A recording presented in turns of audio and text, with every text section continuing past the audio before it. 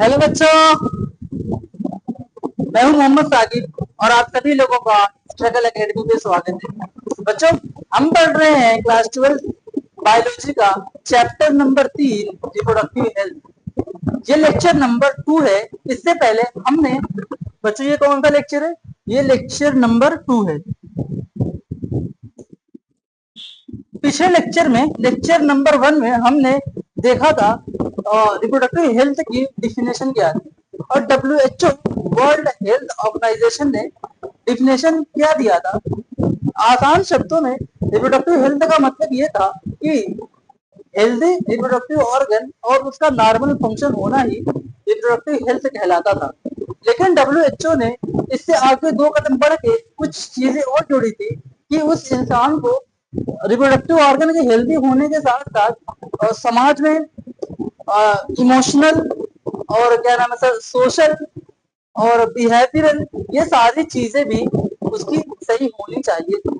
उसके बाद हमने देखा था reproductive and child health care, RCH के बारे में मैंने आपको बहुत सारी बातें बताई थी। फिर हमने देखा था एमनियो सर उसके बारे में, एमनियोसिंथेसिस के बारे में, किस तरह हम एमनियोटिक फ्लूइड को निकाल कर उसमें जेनेटिक डिजीजेस चेक कर सकते थे।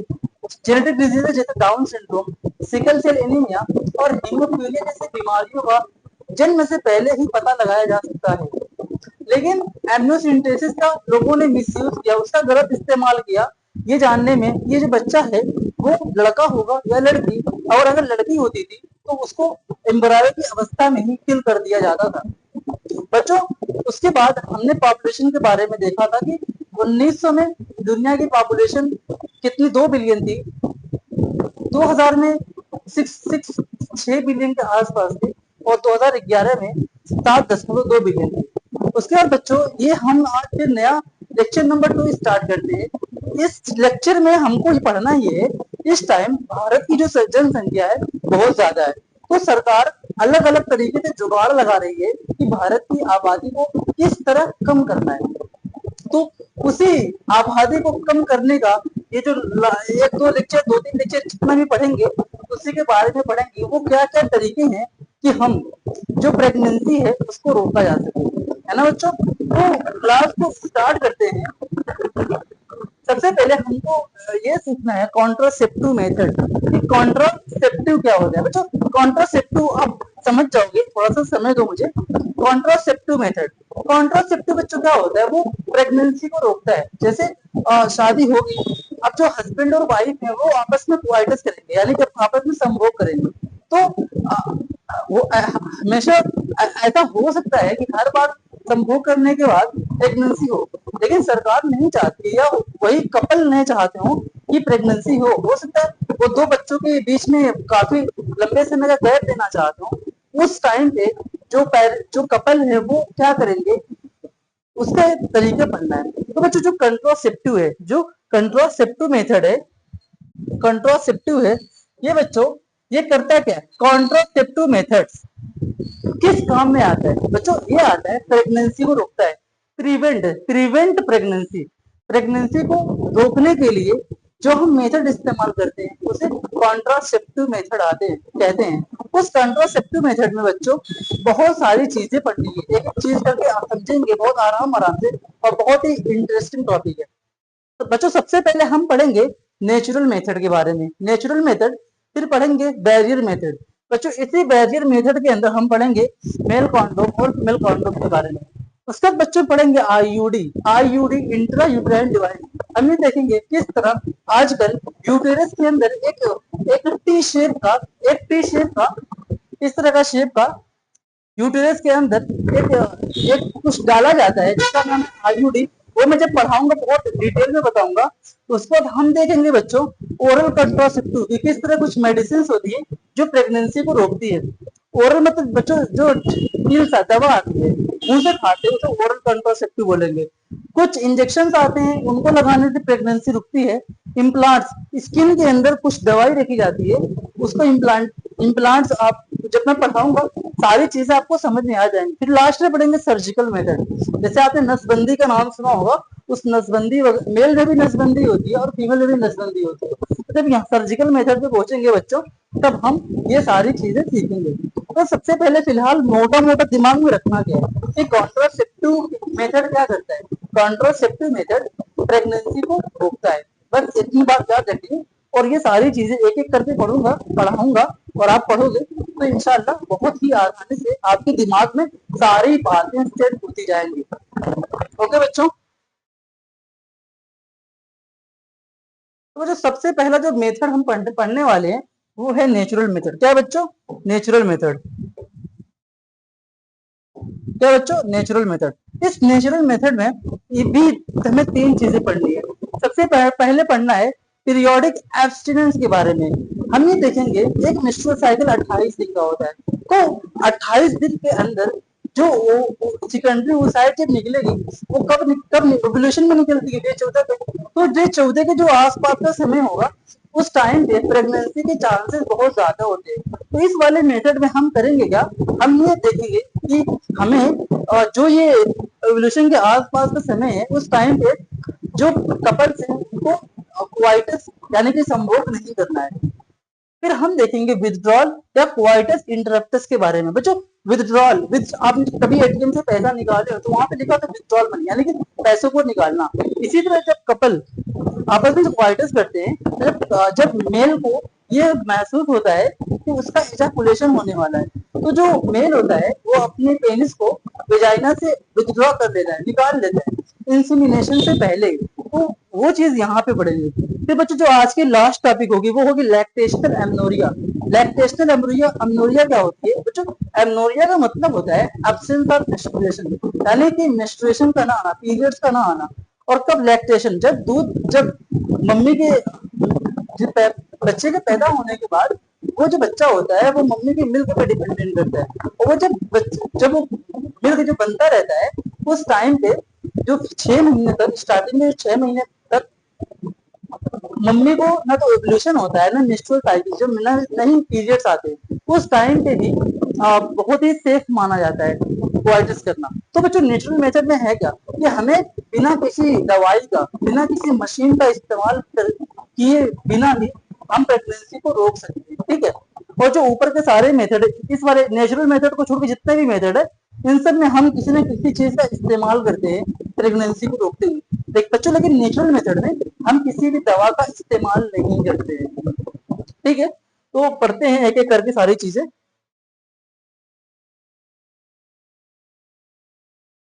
तो बच्चों हम एक एक चीज देखो। Natural method of of contraception यानी कि गर्भ निरोध के प्राकृतिक तरीके, वो क्या तरीके हैं जो जिससे जो प्रेगनेंसी उसको रोका जा सके। बच्चों सबसे पहली लाइन आप ये देखो, मैं आपको पहले ही बताया हूँ कि जो नेचुरल मेथड है उसके अंदर किसी भी मेडिसिन का इस्तेमाल नहीं होता है। Natural methods are not contraceptive method, or contraceptive method which do not involve any medicine और डिवाइसेस। ये तरीका किसी दवा या डिवाइस का यूज नहीं करते, कंप्लीटली नेचुरल होते हैं। बच्चों क्या होता है? कंप्लीटली नेचुरल होता है। तो बच्चों क्या नाम है, जो नेचुरल मेथड है इसका जो मेन प्रिंसिपल है क्या, सबसे पहले तो हम यही लिखते हैं कि जो नेचुरल मेथड है हमको उसमें तीन चीजें पढ़नी है ना। क्या क्या पढ़ना है बच्चों? Natural method,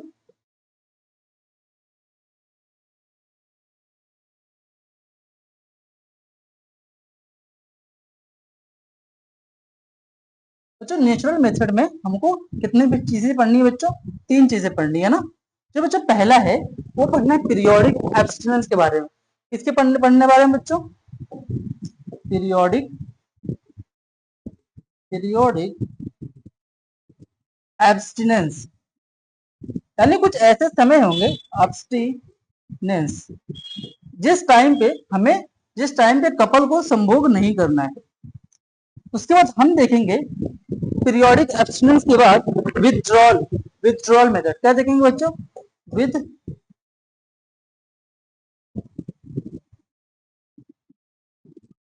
withdrawal method. Withdrawal method या इसी को क्वाइटस इंटरप्टस मेथड भी कहते हैं, है ना। उसके बाद बच्चों जो तीसरा मेथड है उसका नाम है lactational lactational amenorrhoea. Lactational amenorrhoea. तो बच्चों सबसे पहले आपको नेचुरल मेथड के बारे में लिखना क्या है कि नेचुरल मेथड एक कुदरती तरीका है जहाँ पे हमें बिना किसी दवाई बिना किसी भी डिवाइस का इस्तेमाल करते हुए भी हम प्रेगनेंसी को रोक सकते हैं। लेकिन बच्चों यहाँ पे एक प्रॉब्लम ये है कि नेचुरल मेथड में बिना दवाई का तो हो जाता है, लेकिन हमको इसमें फेलियर रेट बहुत ज्यादा देखने को मिलता है। फेलियर रेट देखने का मतलब कि जो मेंस्ट्रुअल साइकिल होती है वो कैलकुलेशन एकदम डिटेल में कैलकुलेशन करना मुश्किल है। अगर थोड़ा सा भी मिस कैलकुलेशन हुआ गिनने में, या इमेजिन की जो विथड्रॉल वाला केस है इसके अंदर जो मेल पार्टनर है वो पेनिस निकाला ही नहीं, तो उस टाइम भी प्रेगनेंसी हो सकती है। तो बच्चों एक एक चीज करके पढ़ते हैं, सब समझ में, घबराने की एकदम भी बात नहीं है।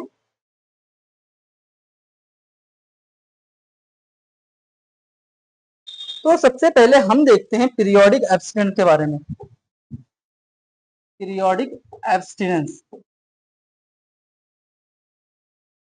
पीरियोडिक एब्स्टिनेंस ये क्या होता है? पीरियोडिक एब्स्टिनेंस, पीरियोडिक एब्स्टिनेंस का पीरियोडिक एब्स्टिनेंस में हमको करना क्या है, हम हमारा मेन मकसद ये है, हमारा बच्चों मेन मकसद ये है पीरियोडिक एब्स्टिनेंस में जो जो डेट, मैं पहले यहाँ पे ध्यान दो, ठीक है। इमेजिन इमेजिन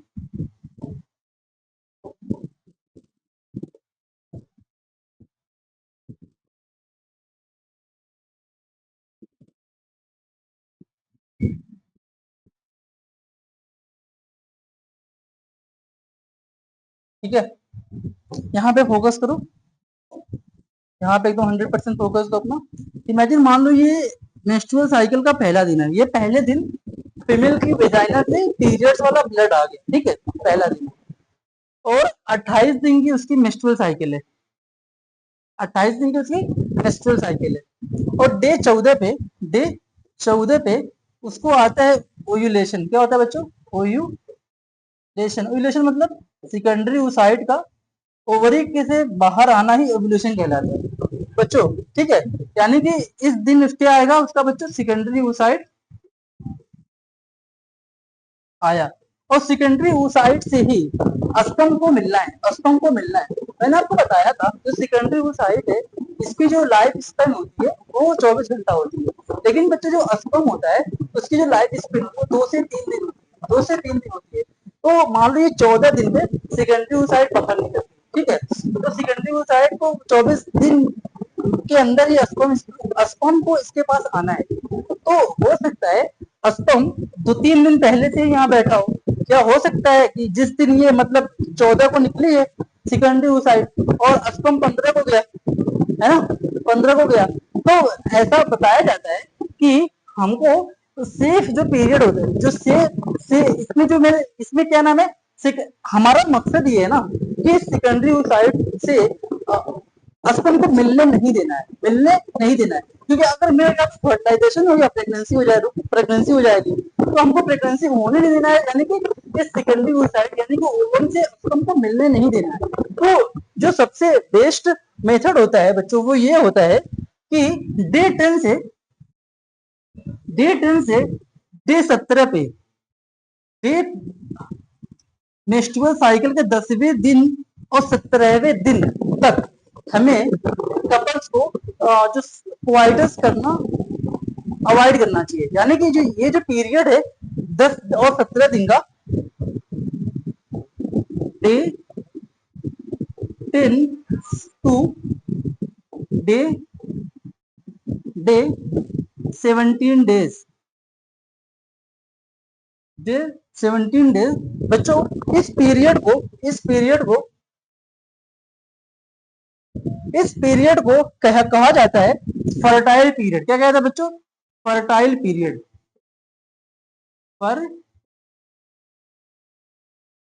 फर्टाइल पीरियड, क्या कहते हैं बच्चों, फर्टाइल पीरियड। इस फर्टाइल पीरियड में बच्चों फर्टिलाइजेशन का चांसेस ज्यादा होता है। Fertilisation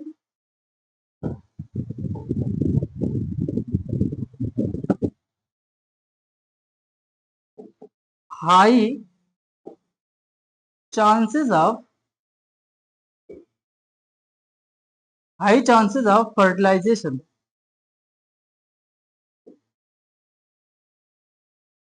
high chances of fertilisation.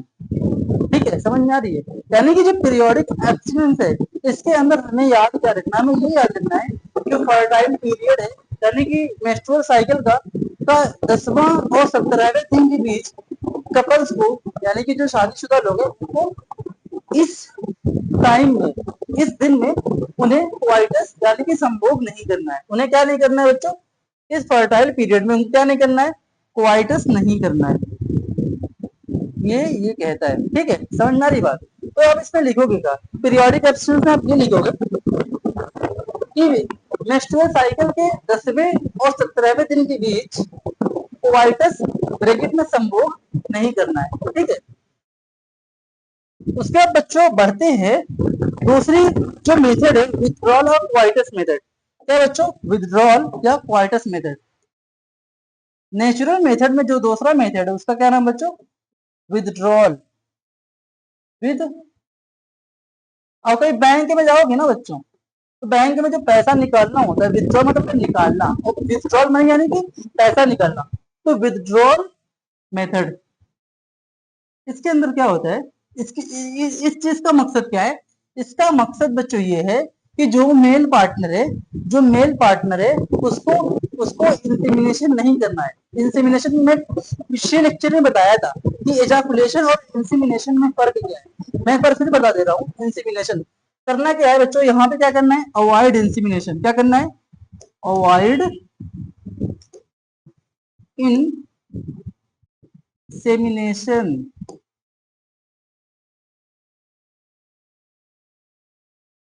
Avoid insemination. बच्चों इंसेमिनेशन का मतलब क्या हुआ, इंसेमिनेशन का मतलब ये होता है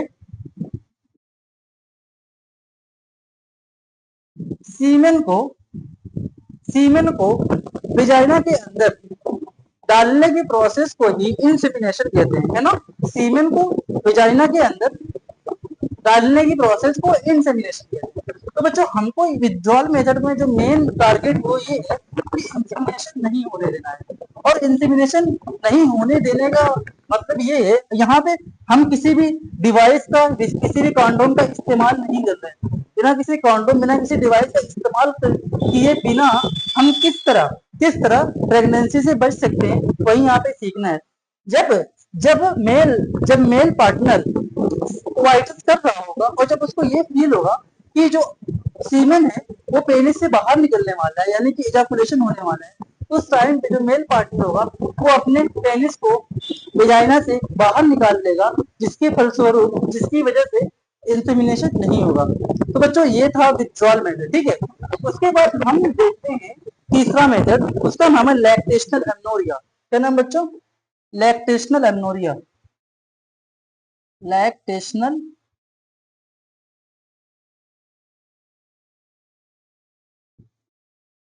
लैक्टेशनल टेशनल एमनोरिया।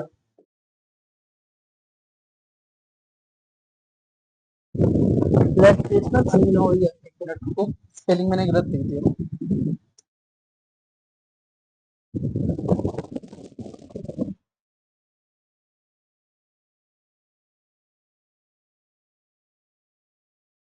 ठीक है, लैक्टेशनल एमनोरिया। बच्चों इसके अंदर क्या है बच्चों, एमनोरिया का मतलब ये होता है, एमनोरिया का मतलब होता है absence of menstruation।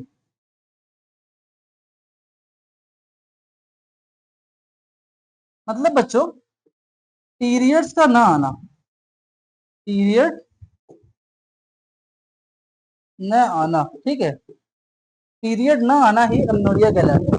बच्चों लैक्टेशनल मतलब जब मिल्क बन रहा होगा उस टाइम पे पीरियड्स का ना आना ही लैक्टेशन अमनोरिया कहलाता है। बच्चों एक्चुअली होता क्या है, जब जब बच्चा पैदा हो जाता है, बच्चे पैदा होने की प्रोसेस को पार्चुरेशन कहते हैं। क्या कहते हैं बच्चों? पार्चुरेशन कहते हैं। जब पार्चुरेशन हो जाता है तो बच्चे को जो उसका मिल्क, मम्मी का मिल्क ही उस बच्चे का फूड है। और जब बच्चा जो मिल्क मिल्क का फॉर्मेशन है उसको लैक्टेशन कहा जाता है। क्या कहते हैं बच्चों? लैक्टेशन कहते हैं। मिल्क के फॉर्मेशन क्या कहा जाता है? लैक्टेशन। और बच्चों जो मिल्क का फॉर्मेशन वो लैक्टेशन कहते हैं, तो एक हार्मोन होता है उसका नाम है prolactin. Pro prolactin hormone. Prolactin prolactin hormone milk का फॉर्मेशन करता है। बच्चों प्रोलैक्टिन हार्मोन की प्रॉब्लम ये है, ये प्रोलैक्टिन हार्मोन आपने पिछले चैप्टर में मैंने आपको पढ़ाया था कि मेंस्ट्रुएशन होता कैसे है ना। तो बच्चों जब प्रोलैक्टिन हार्मोन बनेगा तो जो जीएनआरएच हार्मोन है वो नहीं निकलता। यानी कि अगर प्रोलैक्टिन हार्मोन कहता है कि अगर मैं रहूंगा तो जीएनआरएच नहीं रहेगा। और जब जीएनआरएच नहीं रहेगा तो बच्चों जो फॉलिकल का डेवलपमेंट है, जो ओव्यूलेशन है, वो सब भी नहीं होगा।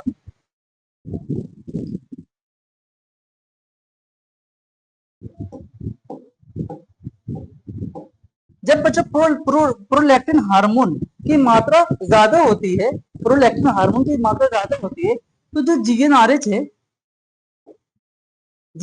है वो नहीं निकलता है। और जब जीएनआरएच नहीं निकलेगा, तो एफएसएच नहीं निकलेगा।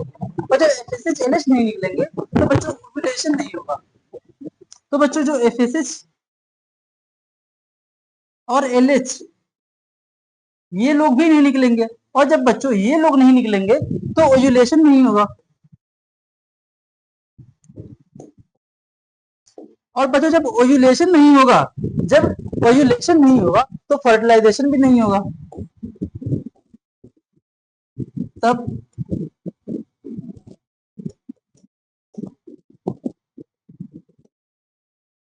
तब फर्टिलाइजेशन भी नहीं होगा। और जब फर्टिलाइजेशन नहीं होगा तो प्रेगनेंसी नहीं होगी। तो ये देख लो, लेकिन ये सारी चीजें आपको याद रखनी है। आपको बस क्या याद रखना है, लैक्टेशन अमनोरिया क्या है। लैक्टेशन अमनोरिया में जब बच्चा पैदा हो जाता है उससे 6 मंथ तक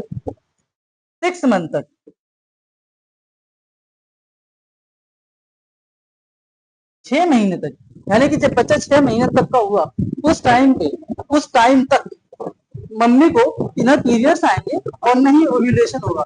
और जब ओव्यूलेशन नहीं होगा और न पीरियड्स आएंगे तो प्रेगनेंसी का खतरा भी नहीं होगा। तो बच्चों हमने अभी तक बस 3 टॉपिक पढ़े हैं। पहले हमने पढ़ा था पीरियोडिक एक्सीडेंट्स, वहां पे जो फर्टाइल पीरियड था डे 10वें दिन से 17वें दिन तक, उस टाइम पे क्वाइटस नहीं करना था।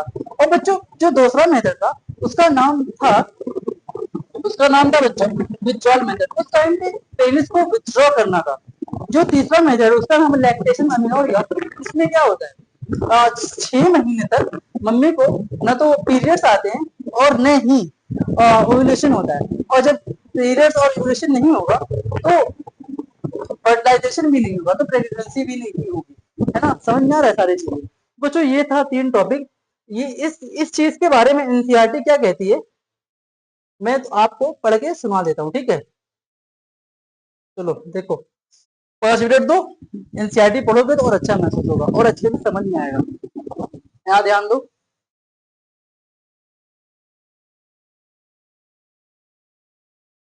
नेचुरल मेथड, ठीक है। तो ये कहता क्या है कि नेचुरल मेथड में बिना किसी दवा का इस्तेमाल किए बिना भी हम प्रेगनेंसी को रोक सकते हैं। तो इसका जो मेन प्रिंसिपल है वो क्या कहता है, हमको क्या करना है, प्रिवेंट करना है। क्या करना है बच्चों? प्रिवेंट करना है। क्या चीज प्रिवेंट करना है दोस्तों?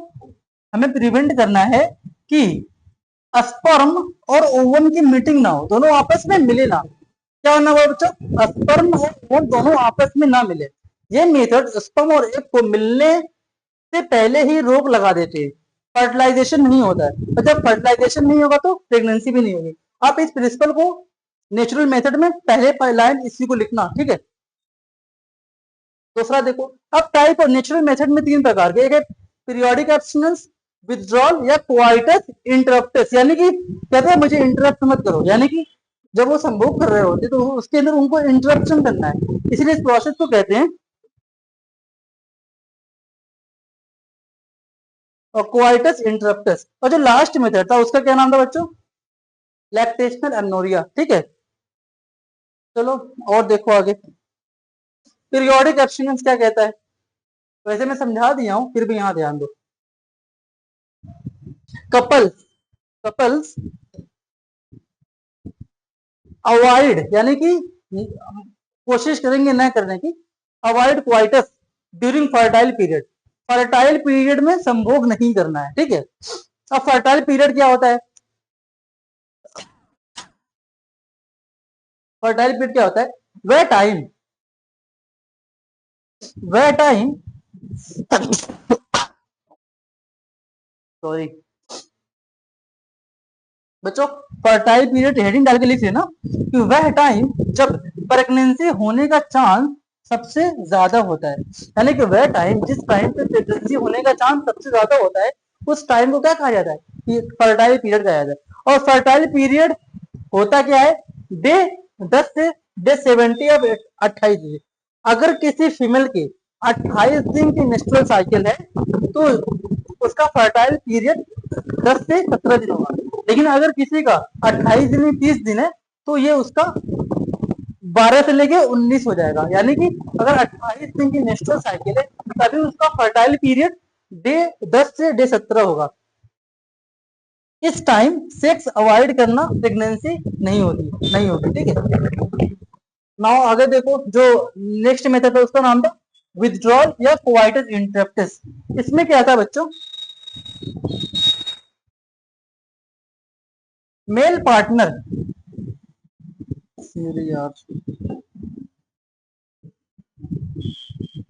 मर्द पार्टनर सीमेन गिरने से पहले अपने ऑर्गन यानी पेनिस को बाहर निकाल लेता है। इससे क्या होता है?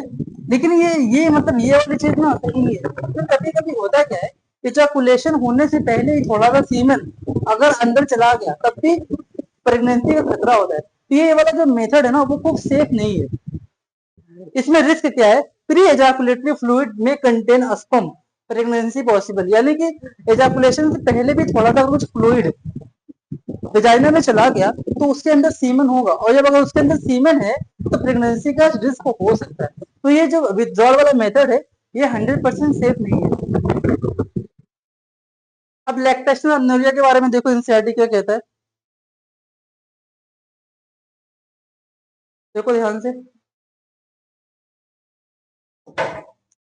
absence ऑफ मेंस्ट्रुएशन, मेंस्ट्रुएशन मतलब पीरियड आना, ठीक है ना। absence of menstruation during intense breast feeding, यानी कि बच्चे को दूध पिलाना, ठीक है। Breast feeding after child birth, बच्चे के पैदा होने के बाद बच्चे को जो मिल्क फीड किया जाता है उसी को ब्रेस्ट फीडिंग कहा जाता है। उस टाइम पे पीरियड्स नहीं आते हैं, ठीक है। देखो उसकी हिंदी क्या है, बच्चा पैदा होने के बाद जब माँ पूरी तरह से ब्रेस्ट फीडिंग कराती है, पीरियड रुक जाते हैं, ओव्यूलेशन भी रुक जाता है, तो प्रेगनेंसी चांसेस लो, तो प्रेगनेंसी का चांस नहीं होगा। लेकिन इसमें आपको ये नोट लगा कर निकलना पड़ेगा, effective only up to 6 month if breast feeding is exclusive. सिर्फ 6 महीने तक ही ये वाली चीज काम करती है। 6 महीने के बाद मदर को पीरियड्स आने लगेंगे, ठीक है। अच्छा, जो नेचुरल मेथड है इसका इसका एडवांटेज क्या है? एडवांटेज इसमें इसमें बच्चों कोई साइड इफेक्ट नहीं है। जैसे अगर कोई दवाई इस्तेमाल करते हैं तो उसका साइड इफेक्ट होता है, ठीक है। यहाँ पे कोई भी साइड इफेक्ट नहीं है और हम किसी भी दवा और किसी भी डिवाइस का इस्तेमाल नहीं कर रहे हैं। और बच्चों ये बहुत क्या नाम है, सस्ता है, पैसा थोड़ी लग रहा है, फ्री में हो रहा है ना, तो कॉस्ट इफेक्टिव है और जनरली कल्चरल एक्सेप्टेबल, ठीक है। ये चीजें आपको नहीं लिखनी है कॉपी में, बस ये दो लिख सकते हो। अब इसका डिसएडवांटेज क्या है? ये लेस इफेक्टिव है। जो और भी मेजर हम कल पढ़ेंगे उससे ये कम इफेक्टिव है, ठीक है। Need accurate knowledge of menstrual cycle, menstrual cycle का एकदम 100% जब आपको नॉलेज होगी तभी ये वाली चीजें सही हो पाएंगी। अगर 1-2 दिन का इधर उधर हुआ तो प्रेगनेंसी का चांसेस हो सकता है। और बच्चों के high failure rate if not followed properly, अगर इस प्रोसेस को अच्छे से फॉलो नहीं किया गया तो जो फेलियर रेट है वो बहुत ज्यादा है। ठीक है, तो बच्चों ये था आज का प्यारा सा लेक्चर। ठीक है, तो देख लो कंक्लूजन क्या कहता है। Natural methods are safe, simple and inexpensive, वो सस्ता है, but require discipline and awareness. Safe है, सस्ता है, पर ध्यान और समझना जरूरी है। ये सारी चीजें आपको अपनी कॉपी पे नहीं लिखी, जो मैंने पीछे कुछ अपने हाथों के स्लाइड पे ये सब लिखवाया था ना। देखो मैं बताऊं कॉपी में क्या क्या लिखोगे। और सबसे पहले क्या नाम है, आप इसको लिखोगे। ठीक है, सबसे पहले बच्चों आप इस वाली स्लाइड को अपनी कॉपी में लिखोगे। उसके बाद आप यहाँ पे आओगे, पहली लाइन ये लिखोगे। जो पहली लाइन है ये वाली, तो ये लाइन है उसी की हिंदी है। तो जो यूपी बोर्ड वाले हो तो वो लिखी हुई लाइन लिख सकते हो। उसके बाद आप क्या करोगे, ये दूसरी लाइन लिखोगे, ये वाली।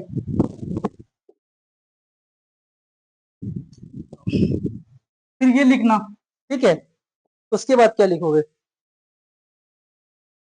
उसके बाद बच्चों आप लिखोगे ये वाली चीज। ठीक है, कि हमें इस टाइम पे क्वाइटस को अवॉइड करना है, क्वाइटस को